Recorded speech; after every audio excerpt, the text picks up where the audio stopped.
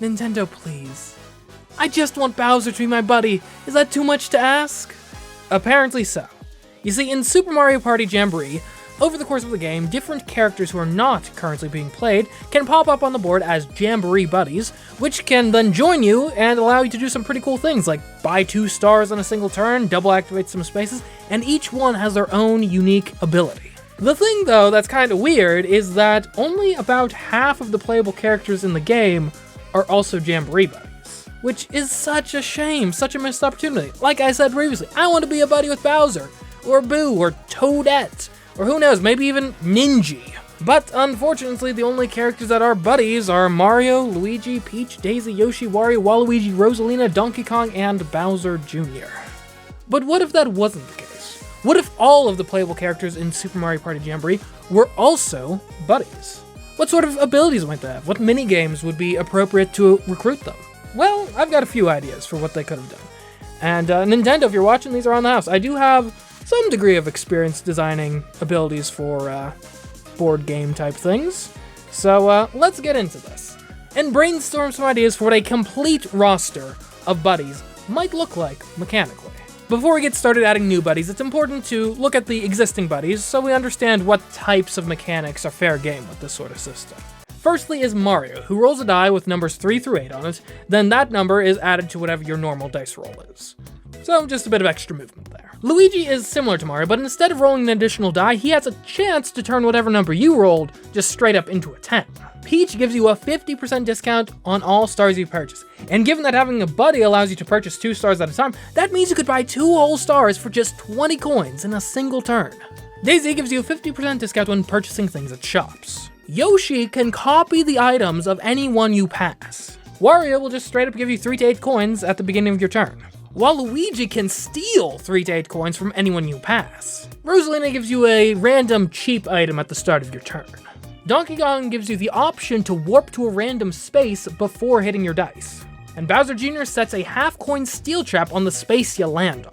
So yeah, that's a pretty decent suite of abilities. A lot of them affecting coins, whether that be discounts or just straight up giving you coins. A couple that have to do with items.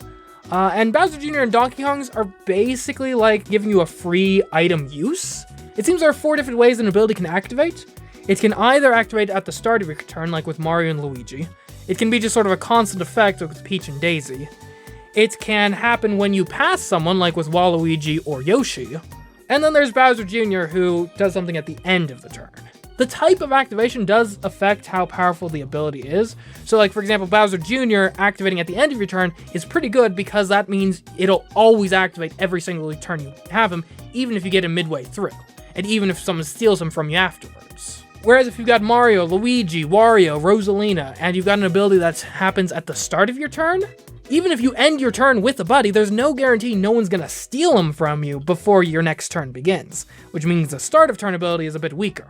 The passive effects like Peach and Daisy's are pretty decent, though you can't guarantee that you'll actually meet the criteria to make the passive effect useful while you have the buddy. And then of course there's the abilities that trigger when you pass someone, which is interesting, but kind of bad, because if you pass someone, now you're setting up the person you just passed to pass you again and steal your buddy from you, which isn't great. And then of course there's always the possibility you might not roll high enough to pass anyone and make use of your ability in the first place. So yeah, those are some decent abilities, but now let's see what else we can do with it, starting with Bowser. Bowser is actually probably the easiest one to come up with here, because there's a really obvious ability for him to use that links him with his son too. So Bowser Jr. has the ability to put the half-coin steel trap wherever you land. I say with Bowser, you give him just straight up the star steel trap wherever you land. That probably would be one of the more powerful abilities, especially for a longer duration game, because eventually someone's going to land on your star steel traps, hopefully. And it activates at the end of your turn, which is better than at the beginning of your turn. But I think it's quite fitting for Bowser. And as for the minigame that could be played to get Bowser, I mean, there's already a ton of Bowser minigames in this Mario Party, which you could just repurpose for this purpose. Sticking to fairly powerful abilities, I've got a doozy for Boo.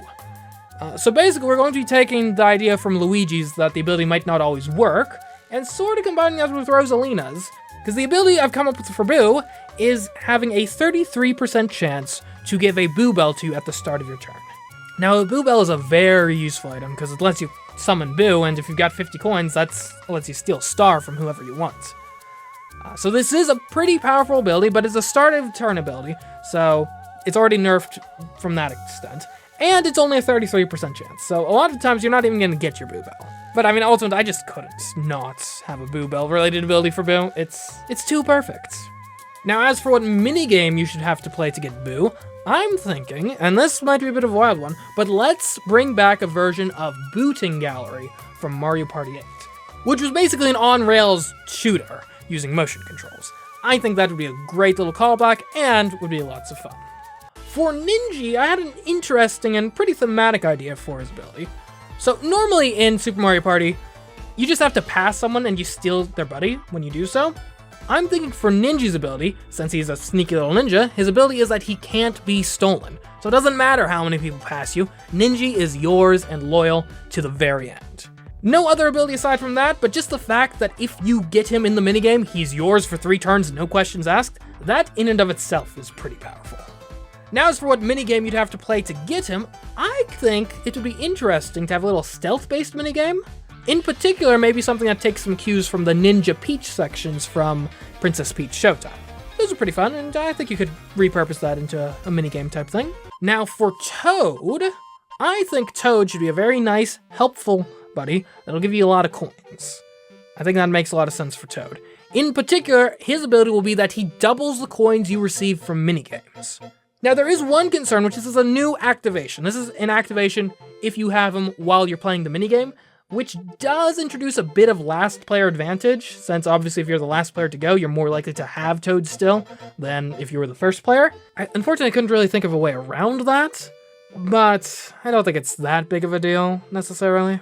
And I mean, it's Mario Party. It's not like perfect balance is what they're striving for anyway. As for the minigame to get Toad, I'm thinking, get some Captain Toad treasure tracker levels in here, or something akin to that. That should be a pretty fun way to do it. I wanted Toadette to have a pretty similar ability to Toad, so I went for doubling your coins from blue and lucky spaces.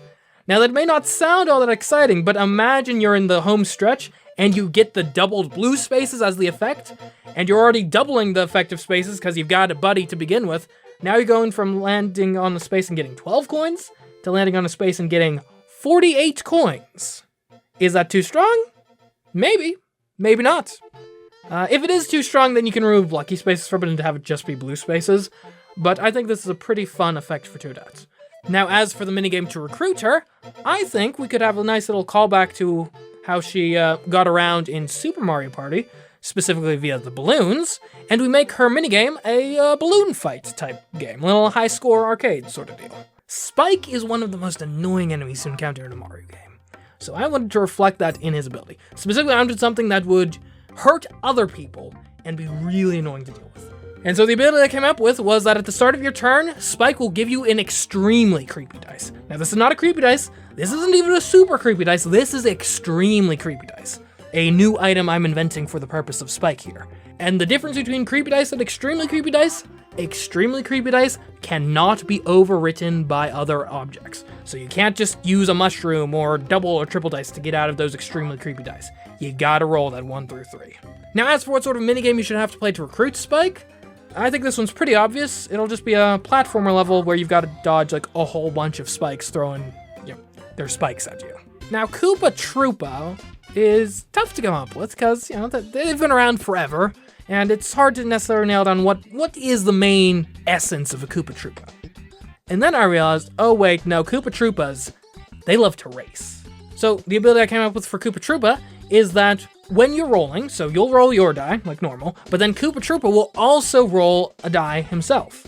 And whichever die is higher, that is the amount of spaces you'll go. So it's like you and Koopa are having a bit of a race. It's basically the same mechanic as rolling with advantage from D&D, but it just lets you go a little further. That should increase your average just a touch. Now for what sort of minigame you should have to play to get Koopa Troopa, again, going back to sort of the N64 era, like with Koopa the Quick here, I do recall Koopa Troopa was pretty important story-wise in Mario Party 2, so I'm thinking let's bring back the Mario Party 2 duels, and we'll have a little single elimination tournament of the duels. And whoever wins basically 2 duels in a row in the tournament gets Koopa Troopa.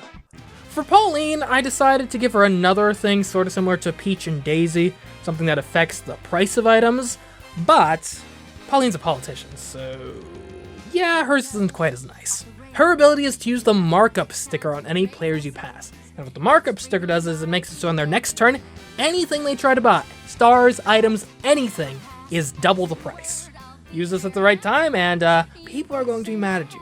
That's for certain. Now as for the minigame you have to play to recruit Pauline, it will obviously be a race to see who can beat the arcade game Donkey Kong first. For Monty Mole, I decided to go with the idea of him sort of digging up lost treasures in the grounds, because, he's a mole, he digs a lot. Specifically, at the start of your turn, Monty Mole will give you that board's unique item into your inventory. So if you're at the Wiggler level, you get the Wiggler Bell. If you're at the Lagoon, you get the shell that can raise or lower the tide. If you're at the Raceway, you get the Turbo Dice. You get the idea. Whatever the unique item is on any given board, that's what Monty Mole's gonna get for you. Now, as for what minigame you're gonna have to play to recruit Monty Mole, it's obviously gonna be some Whack-A-Mole. I think there's already even a Whack-A-Mole game in Super Mario Party Jamboree, so you can just use that one in Nintendo. Now, Birdo, I wanted to tie into Yoshi somewhat, because they tend to be something of a pair in these sorts of spin-offs. So it's gonna have something to do with items and passing people. So what I settled on was an ability where you max out any players you pass with lodestones. So you just fill the inventory of anyone you pass with lodestones. Lodestones are, of course, an item that don't do anything, but you can't throw them away. And the only way to get rid of them is to use them, which of course means you can't be using a more useful item on that turn.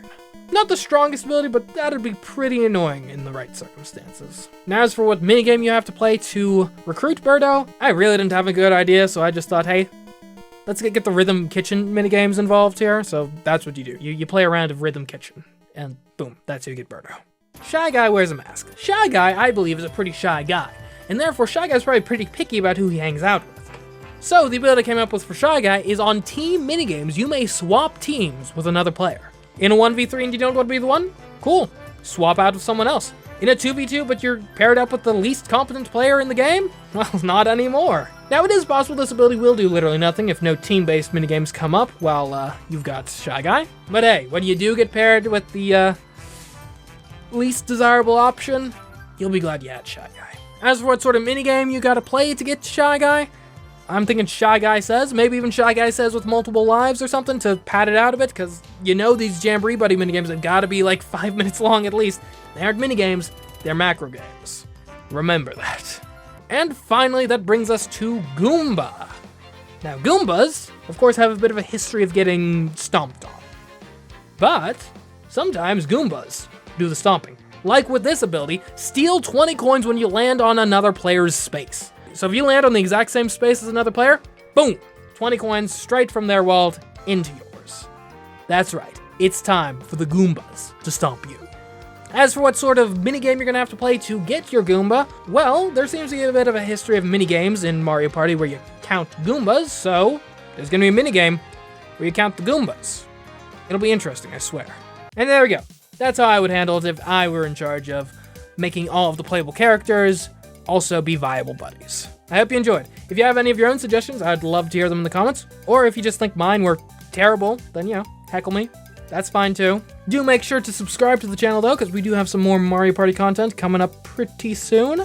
And before I go, I've got to give thanks to my lovely patrons, especially my $15 tier patrons, Alex Octoing and Ashford Says. But anyways, guys, until next time, I've been CMeeCraft, and I'll catch you in the next video. Goodbye.